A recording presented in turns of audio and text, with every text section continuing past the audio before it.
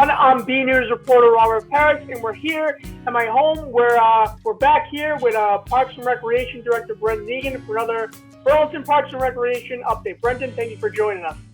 Thank you for having me. I'm glad to be back another week and talking some Parks and Recreation news during this COVID-19 situation. First off, what's the current situation with the department? I know we spoke last week on a news feed. Just talk a little bit about what's going on over there. So obviously, our staff is working remotely most of the week. We do have people that are coming in. Obviously, we have to still pay our bills and pay our employees who are working. So we have someone coming in a couple days a week to process payroll and invoices. We have our other office staff, our clerical staff, are each coming in separate days for half days or full days in the office. Obviously they need to be able to access the credit card machine for processing refunds and things like that, but also making copies and printing out some documents that we need. So it's easier to do it here from the office. Our program staff comes in, works remotely as well, but comes in a couple days a week to work on programming and to get things ready for the limited special events that we've done, like the Easter Bunny, preparing for that, the Easter Bunny, mobile Easter Bunny, and then the virtual vacation packs. A nice thing that the program staff did recently was recognizing all of our high school and college seniors that are graduating. They created signs, as you probably see a lot around different communities are putting signs out for their graduates on their front lawns. Well, our program staff thought it was a great idea to do that for our graduating seniors, both high school and college. So we hope we got everyone, but they did put them out on the seniors' lawn. So they prepared those signs and used proper PPE and stayed distant from each other while in the office. And then when we do have, more than one person in the office at a time, we do social distance from each other.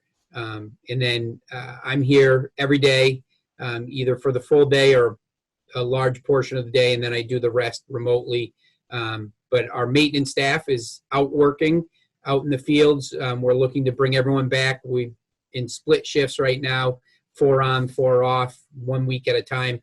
Next week, starting the 18th, we're looking to bring everyone back and just stagger our starting time. So the groups will remain the same. One group will start at 6 and one group will start at 7. As long as they're out working, outdoors, they can be, stay 10 feet from each other and work on fields.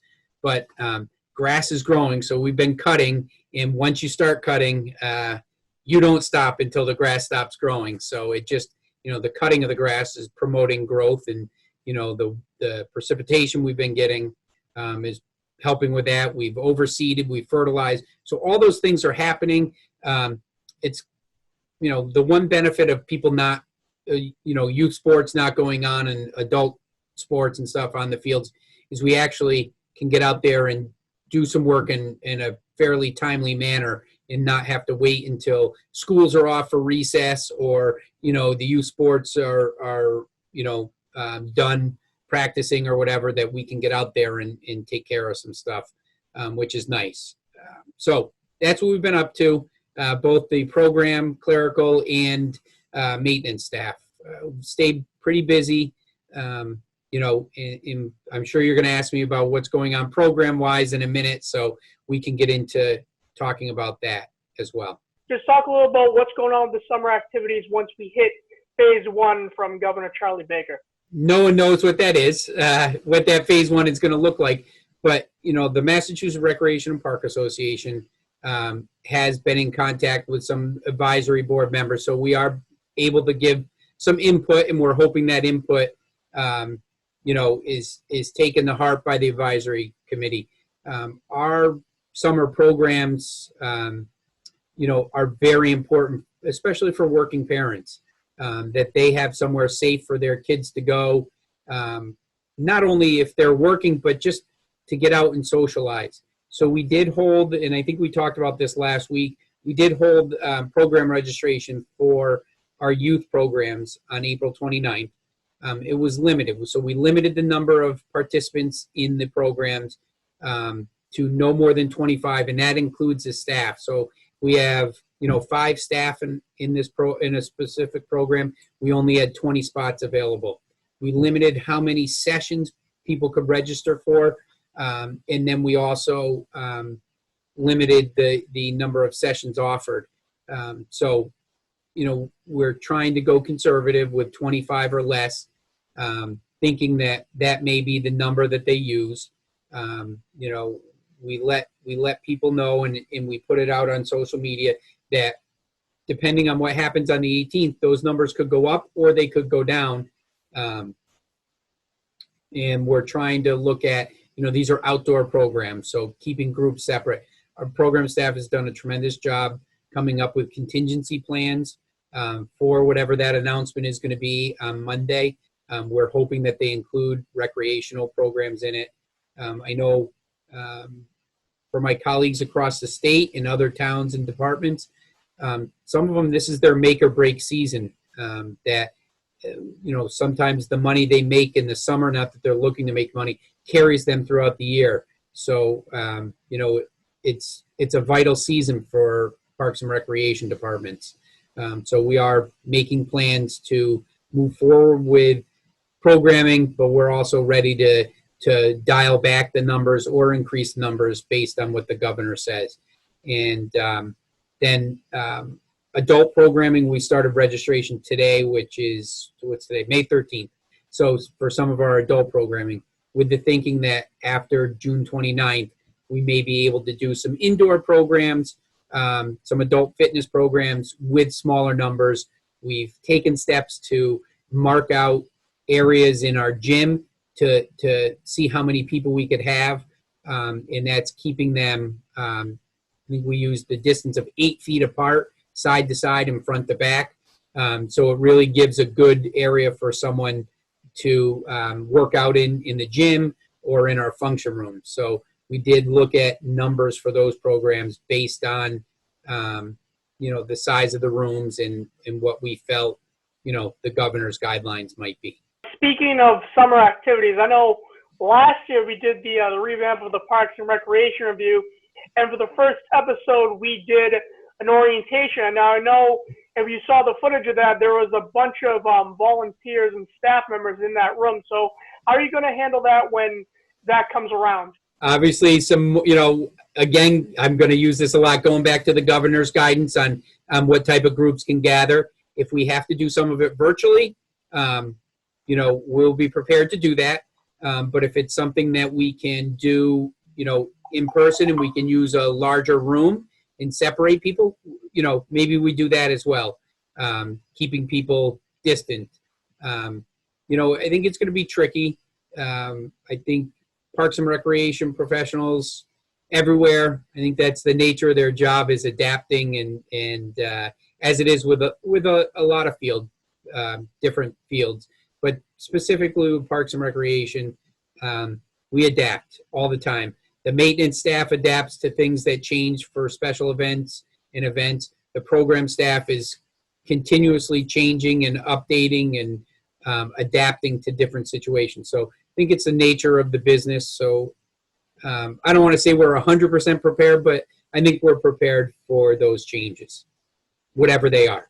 Now, as far as protecting, what are you guys doing protecting yourselves and the staff members and everybody around you? We're following the CDC guidelines and the guidelines that, our Board of Health has put out as far as, when you're working in office or just, in this environment at all, not even in the office, but in our current COVID-19, life right now.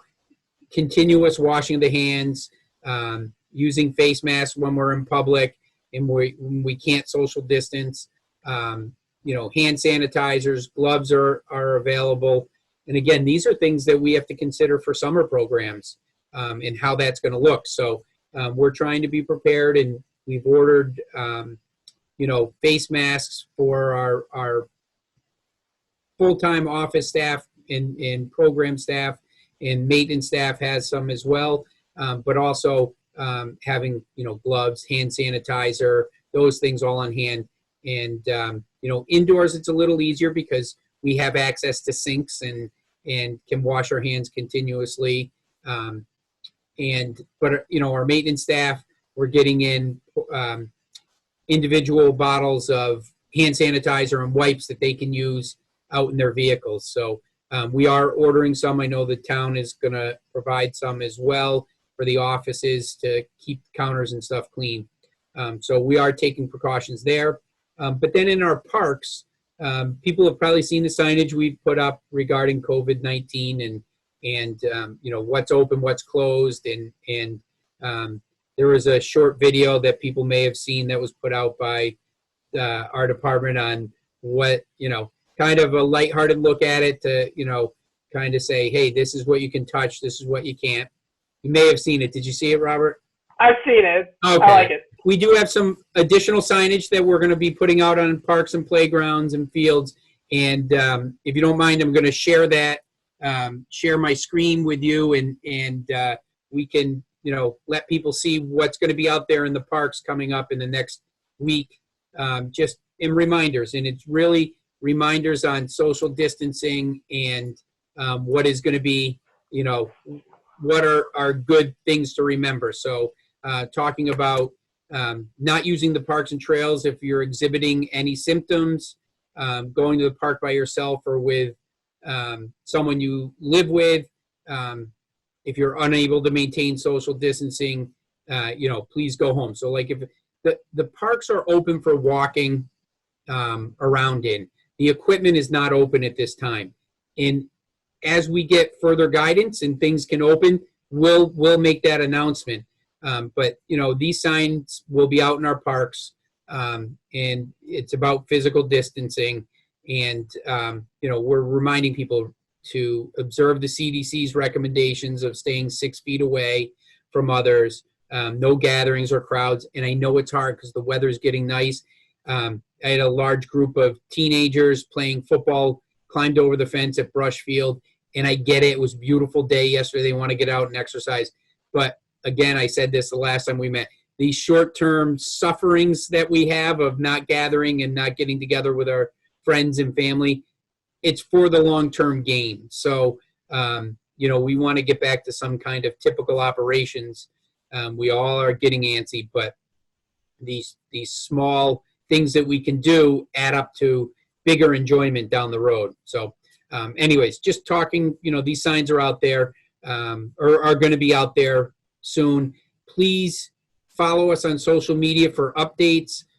We put Board of Health updates on there when they're when we can, and put town updates on there when we can, but you'll at least have the up-to-date information on our programs and events, and obviously the most up-to-date information about visiting our parks. So again, the parks are open. So if you need to get out and take a walk, go ahead. If you can't social distance while you're doing that, don't use the park at that time. Try to go back at a later time. But we understand people get cooped up, get cabin fever. They can go out for a walk in the park, but we ask you to social distance. If you can't, if it's too busy, don't go. Head home.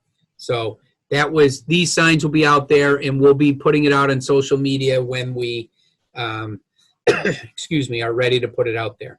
Excellent information for the people watching to see and what the Parks and Recreation is going to do in the near future. Speaking of the near future, I know you guys have been working with the Burlington High School for the upcoming graduation ceremony in early June. So just talk a little bit about that and what you guys are planning for that. Sure. The specifics of what they want to do, I don't know, but I just, we offered up, our assistance to them because we want to make sure that the grounds look nice like they do for graduation every year. So we will be working on that, preparing the grounds in the next couple of weeks for whatever they decide to do, prior to whatever they decide to do.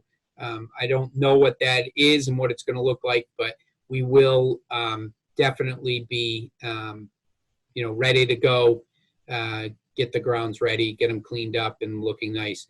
We have town meeting as well at the high school coming up, so we'll be preparing for that as well. Talk a little about protecting the community going forward. Sure. Well, obviously we're gonna have those signage, the signage put out in the parks as reminders, and there'll be multiple spots in the parks. We'll be doing, the school playgrounds as well, just reminding people that how to act, I guess, in the public, following the CDC guidelines. We'll be keeping the fields and stuff closed for the near future until we receive some guidance on, from the state. So everyone, restaurants, retail, everyone's kind of hanging on the remarks from the governor and how he is going to kind of reintroduce the economy to Massachusetts and getting people back to work. So a lot will come out, more information will come out next week as we hear what the plans are from the governor. So we have been working on programming here in the department. So our spring programs were basically, the catalog got mailed out and we put in a hold on spring programming at that time. We did have some virtual programming that we have released a couple weeks into April, and they were, it was a short 4-week session. We had a lot of adult fitness, but our program staff has another round of virtual programming to do for the spring, and I'm gonna, love to share some of those with you. You can find the information at burlingtonrecreation.org. There's a whole virtual tab there to see what virtual programming we have. But we have stuff for preschool. We have stuff for youth, therapeutic recreation programming, teens and adults, adult fitness, and yoga. It'll be a combination of WebEx, Zoom, Facebook Live, a little bit of everything. But we have some pretty cool stuff for preschoolers. It's some Zoombini we have for, families. We have some Mommy and Me dance classes. For the youth, we have some children's yoga. And then we have some more dance for youth. We have a little sports program, a virtual little sports program.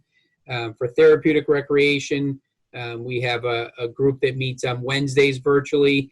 We talked about that the last time. This Wednesday, they're doing some virtual field trips.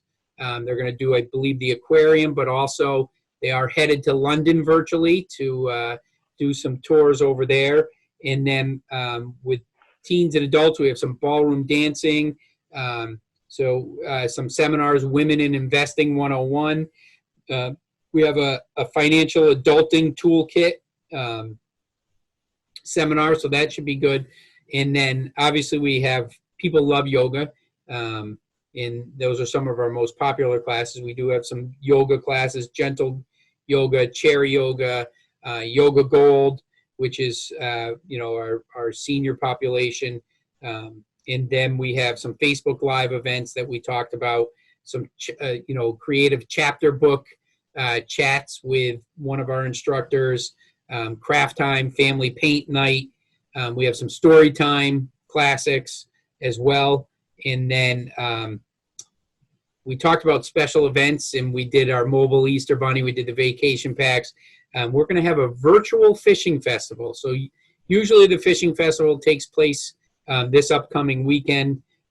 So from June 7th through the 21st, we are going to have a virtual fishing festival. Information is available on our website and our virtual programming spot. And then we are going to have the Great American Campout that we've been doing the last 4 years.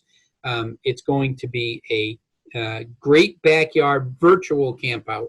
So something to look out for, something you can participate from the comfort of your own home. We won't be gathering in large groups, but we'll still be able to do those special events. And then obviously adult fitness, we talked about yoga, but we have Pilates, we have Best with Trish Marfione, which is a huge following for our seniors. So that is, they can do that from home.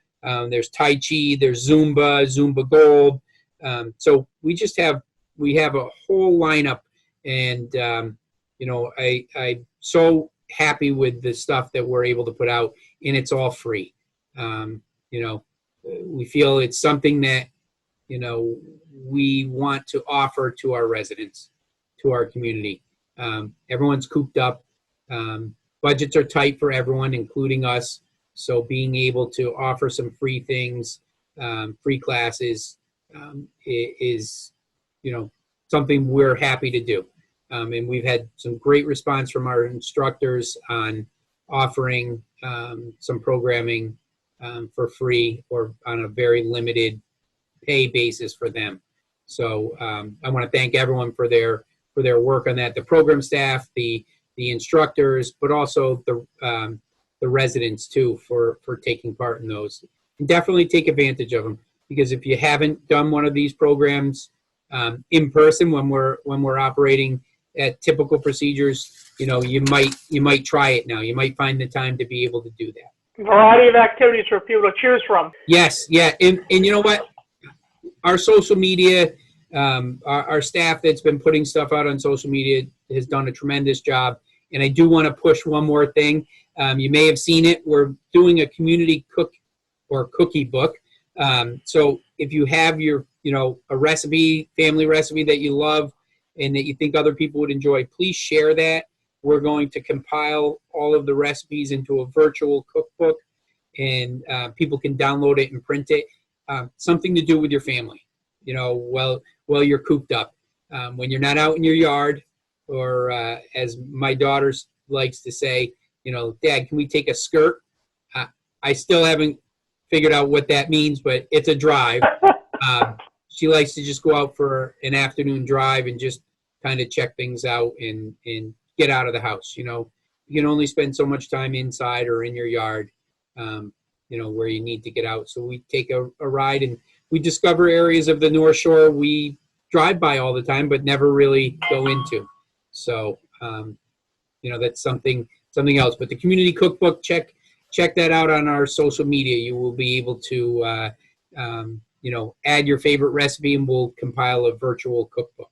Any contact with the people that participate or run any of the summer programs? Sure. Our summer staff, we've been in contact with everyone. We put out letters every year in February, return letters, and to our summer staff, and we need to know if they're coming back or not. And then we start communicating with the people that are coming back on, positions for the summer, paperwork that's required, and start to communicate when orientation is going to be once we have a clearer idea of snow days and things like that with the schools. We also, have some new position, new people that we've had to hire. So we've done virtual interviews.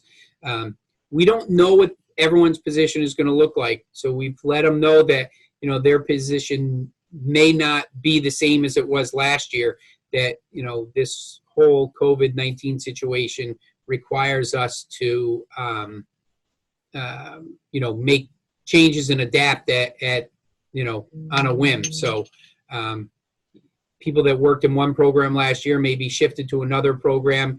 It may only be a half day. We may not have enough people to run the program at all, and we may not have a job for them. And we've tried to be upfront with that. We're hoping that's not the case, but that could be the case in some spots. Well, Brendan, thank you very much, and I'm glad you came on and give us the information. Great, thank you for having me. I'm glad I was able to help out. Thank you.